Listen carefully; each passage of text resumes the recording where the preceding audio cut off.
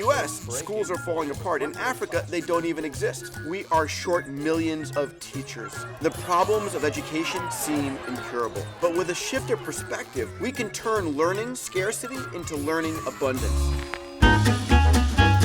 During the Industrial Revolution 150 years ago, education went from the privileged and rich few to the masses, but it did so at a cost. In order to educate the masses, it went mass production. Kids were grouped by ages, they were all given the same assignments. It was an assembly line mentality.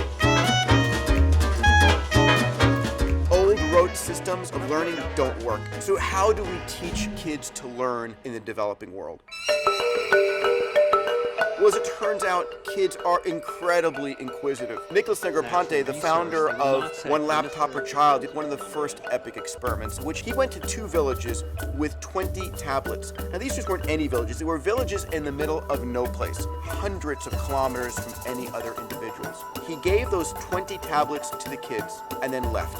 In the course of the first few hours, the first child learned how to turn a tablet on and showed that to the other kids. By the end of the day, those kids were using a dozen applications on those tablets. By the end of the first year, they had taught themselves ABCs and had begun to sound out words. A, B, C, D, E, F, G, H, I, J. Imagine kids around the world, 100 million of them, with a tablet or a smartphone that don't need a school, don't need a teacher, who are engaged because it's gamified, it's fun, and they can learn how to read and learn to learn for themselves.